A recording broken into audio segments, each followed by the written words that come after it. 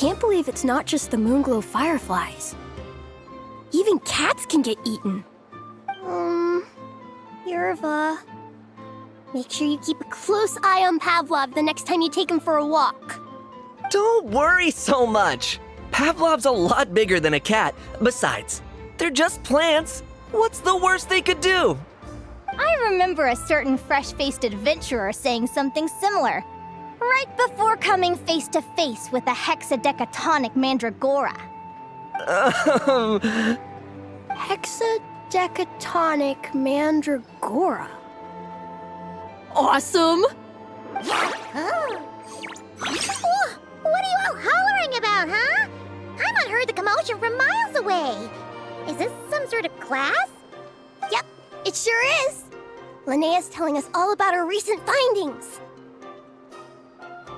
Of course! Please take a seat. Since we're on the subject of hexadecatonic mandragoras, there's another notable variety of plant that can be found near Void Sea Outlook. You must mean Winter Ice Leia. Spot on! I'm talking about Winter Icely. Hey, Yerva, that's cheating.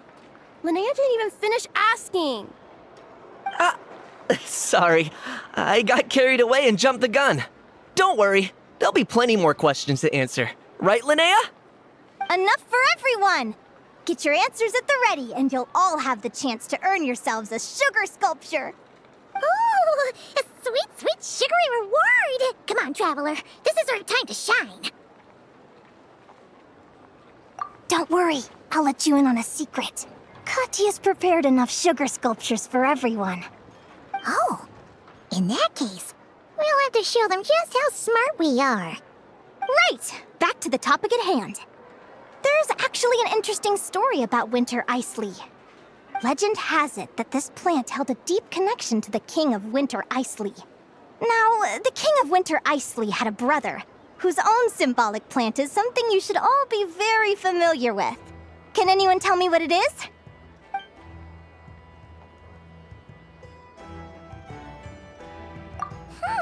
Paimon's definitely familiar with those, but that's probably not the right answer. Incorrect. The correct answer is midsummer berries. Midsummer berries? All I know is Katya and Aino both make delicious midsummer tort.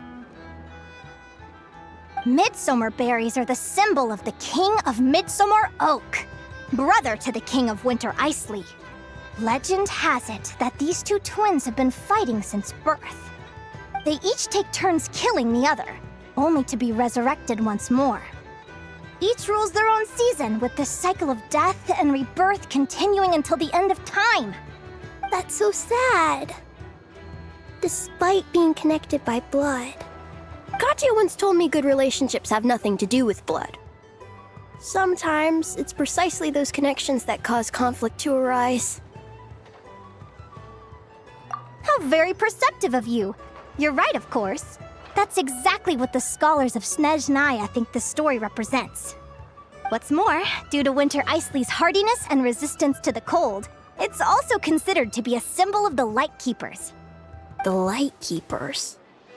They're the ones who dress in black, right? Are they also hardy and resistant to the cold? But their clothes look so warm. If they really are so resistant, couldn't they wear a bit less? You've got it all muddled up. What Linnea means is that, just like Winter Icely, the Light Keepers stand tall in the face of hardships as fierce as the icy wind. Wonderful! Your interpretation is spot on. But let me ask, how did you arrive at that understanding? Helga sent me a handbook, all the way from Fontaine. She told me about the language of flowers. Now all the flowers of Fontaine have their own secret meanings.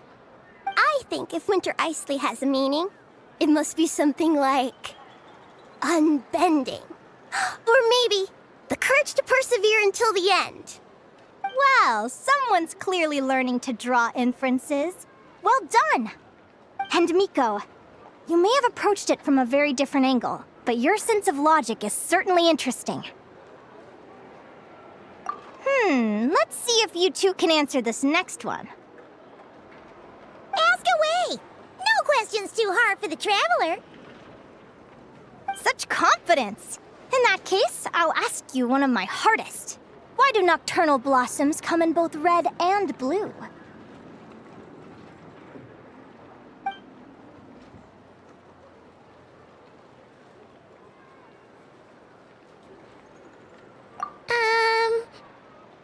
Alright, so what's the answer? Nocturnal blossoms aren't the only things we've seen in Notcry that are red and blue. Come to think of it, we've seen red and blue stuff all over the place. If you were asking about the one thing that stands out most about Notcry... Hey! Stop trying to explain everything away with the power of Kuvaki. There's no way the answer's gonna be as obvious as that. You're correct!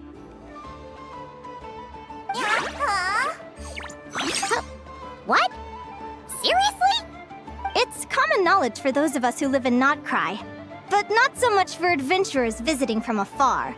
So, in context, I suppose it could be considered a tricky problem? But you weren't fooled by the question at all. It looks like you're on the path to becoming a real stellar adventurer. All right, that's it for today. All the students who answered a question can have a sugar sculpture! Huh? Wait a second! Don't tell Paimon that she's the only one who doesn't get any candy! If Paimon had known, she'd have answered more questions! Even if she'd have probably gotten them all wrong.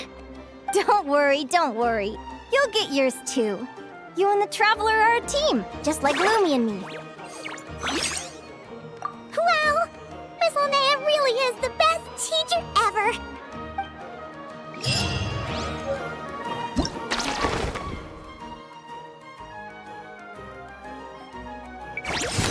Oh!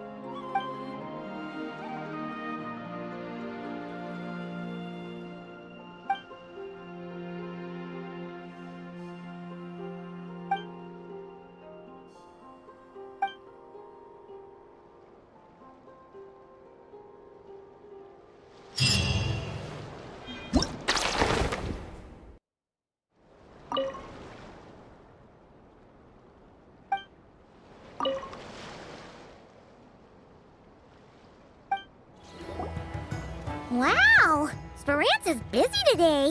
What's everyone chatting about? We're trying to decide what the most beautiful rock in Nodcry is. My vote goes to Moonfall Silver. Since Aoni's not here, I'll go for Icy Pebbles on her behalf. Then I nominate Rainbow Drop Crystals. They come in loads of colors, and you can even make weapons with them. They're way more useful than Moonfall Silver and Icy Pebbles. Well, I don't think a rock that just looks good but doesn't do anything can really be considered beautiful. Actually, Moonfall Silver has quite a few uses too. Although they're certainly not as common in daily life as those of Rainbow Drop Crystals. As it happens, during my investigation, I came across some interesting stories about clothes woven from Moonfall Silver. Huh? No way. You can weave clothes out of rocks? So you find it hard to believe too? Well then, you'd best sit up straight and listen close. Clothes made of Moonfall Silver? Oh, Paimon's super curious too. Come on, Traveler. Let's stick around to hear this.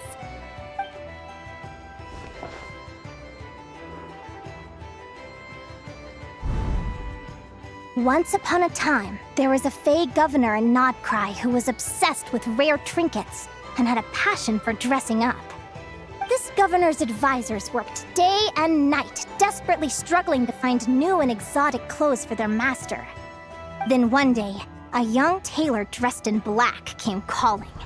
He claimed to have inherited the mysterious techniques of the Golden Realm, and that he could spin crystals that glow like the silver moon into thread for weaving clothes. The governor was overjoyed. He promised to pay the young man handsomely if he would stay and make him clothes. The young tailor requested a vast quantity of Moonfall Silver be delivered to his workshop, and demanded that no one disturb him while he worked. Naturally, the governor agreed. When the scheduled time arrived, the governor found the workshop completely empty, with neither Moonfall Silver nor any clothing to be seen. Having eagerly anticipated his new clothes, he hurriedly asked, "Where did all the Moonfall Silver go? And where are the clothes you promised?" The young tailor raised his hands, and, as if he were shaking out a piece of fabric, said, "See? I took the Moonfall Silver you sent me and wove it into this gown, as pure as moonlight itself. Too pure, in fact, for a fool or an unremarkable man to even perceive." The governor asked his advisor how the gown appeared to him, to which the advisor responded by saying it was the most magnificent gown he had ever seen, just like real moonlight woven and given form.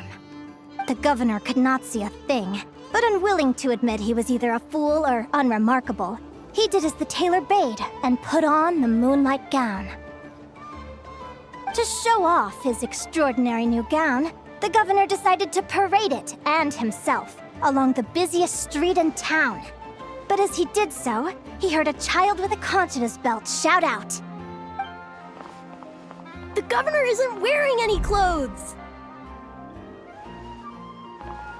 "It seems like our Miko has guessed how this story ends." The tailor was a cheat. There are people like that in Nasha Town too. I heard about this one lady from Sumeru who schemed a whole bunch of folks. Good question. According to the story, the young tailor was none other than Reed Miller in disguise. He traded the Moonfall Silver he took from the governor for Mora and gave it to the poor townsfolk. While the governor was parading himself through town, Reed Miller was enjoying the show from a nearby rooftop. He really got around, huh? I've already lost count of the number of stories he's popped up in. But if he was lying about the whole thing, then doesn't that mean there were never any clothes made from Moonfall Silver to begin with? I believe there were, but the art of weaving them has been lost, with the only evidence now surviving in folk stories. The tale of the fisherman and the beast also mentions a moonlight gown. But Nico and Maisie are still too young for that one, so I'm afraid it'll have to wait. Huh? No fair. You sure know a lot of weird and wonderful stories, Miss Linnea. Indeed! I'm sure you've noticed by now, the world is so vast with so many secrets yet to discover. Even the things we think we know may well have unfamiliar backstories, like Moonfall Silver. The same goes for Rainbow Drop crystals, in fact. Each region of Teyvat has its own unique minerals, and just like people from different nations have different customs, rocks from different places have their own distinct characteristics too. If you have the patience to listen, you may discover that even silent crystals begin to talk, sharing the stories they have etched into their memories. And not just minerals. Life forms, both ancient and new, are beautiful and unique. This world is filled with stories and mysteries of all shapes and sizes. In the instant when a mystery is touched by the light of understanding, countless new possibilities reveal themselves, and the whole world opens up! Sorry, I'm getting a little carried away. Linnea gets like this when she's talking about things she's interested in. If we ask Miss Linnea what the most beautiful rock in Nagcry is, she's certain to say, "Every rock is beautiful in its own way." So it's probably better if we ask you two to cast your votes. The most beautiful rock. What do you think, Traveler?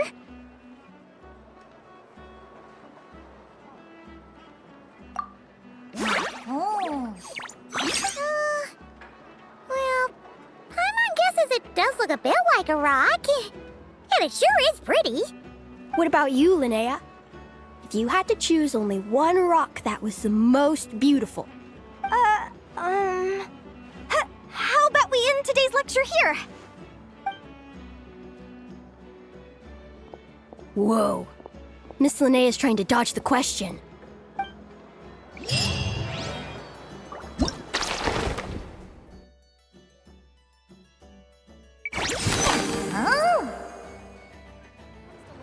Why don't we invite the Adventurers Guild to host a geological beauty pageant in Nasha Town?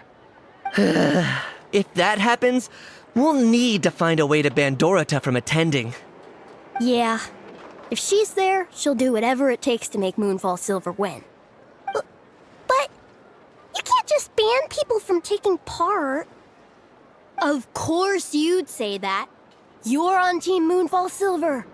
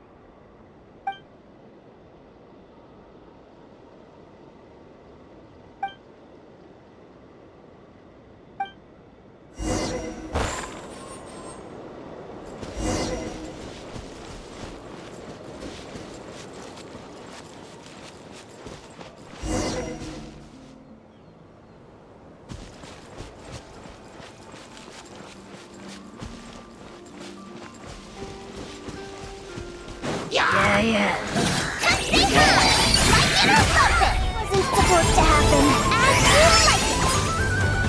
Go, Lumine! Coming in hot! Yeah!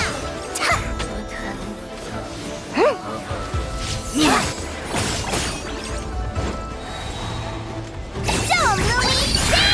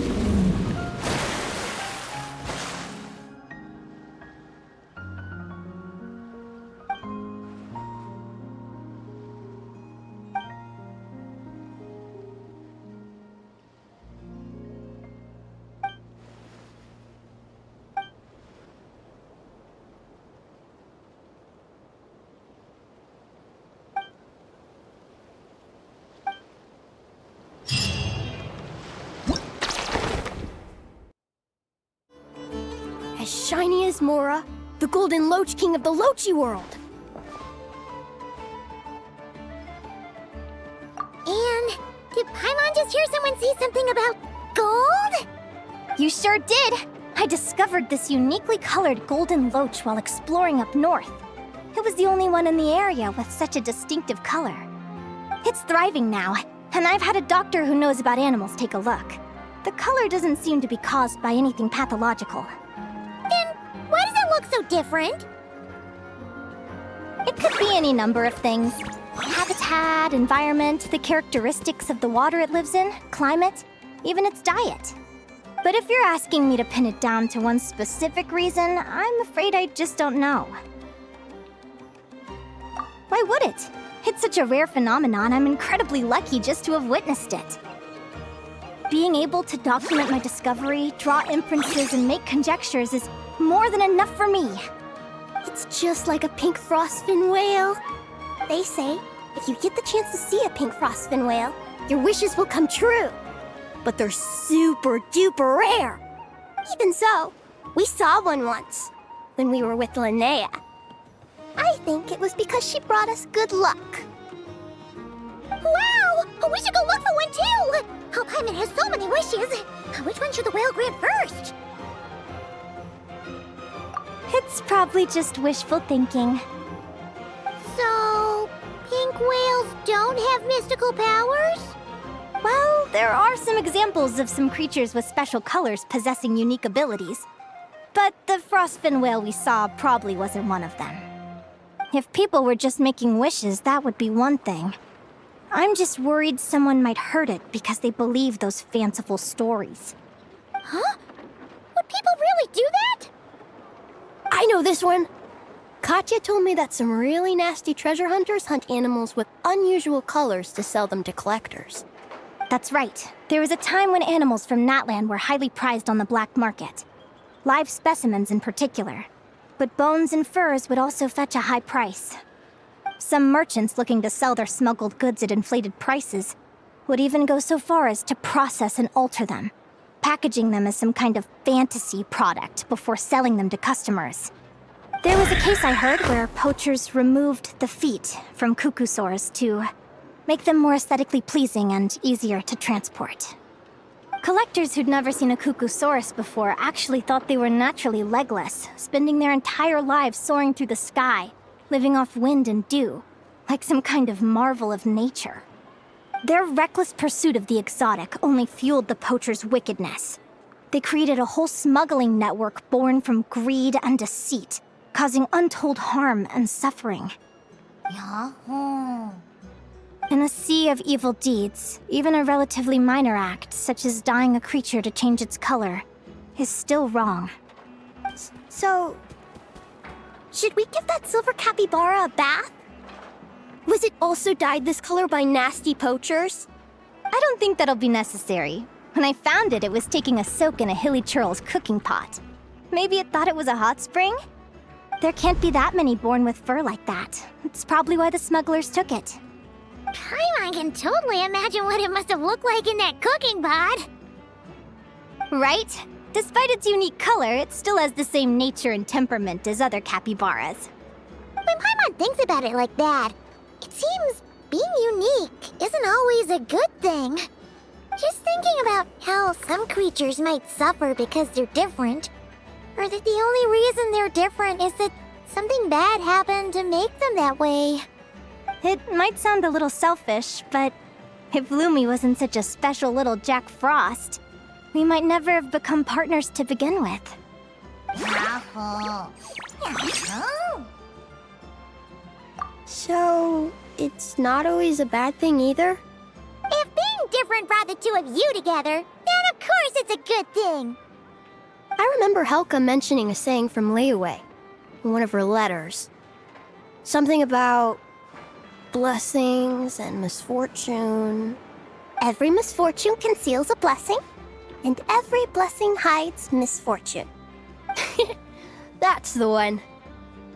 By the way, Miss Linnea, you're being awfully quiet. Where's all that teacher energy gone? I never thought I'd see the day when you'd be calling me out, Miko. Well, you were once part of the Conch King too, Miss Linnea. Ugh. Anyway, Why don't we just drop all this deep stuff for today? And you can tell us about the Volkodlok. Are they really that strong? How do they compare to Snegovic and Leshy? There are many fascinating stories about the Volkodlok that I could tell you. But they'll have to wait for next time. Ugh, not next time again. All right, but you'd better remember.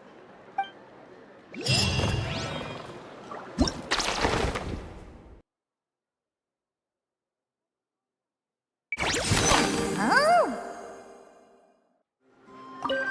Sorry for making you sit through that. Seriously? That's wonderful!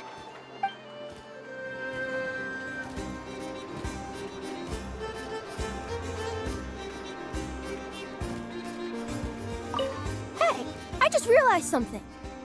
You all went to see that Frostfin whale without me! You were the one who overslept. Huh? In that case, make sure to wake me up next time.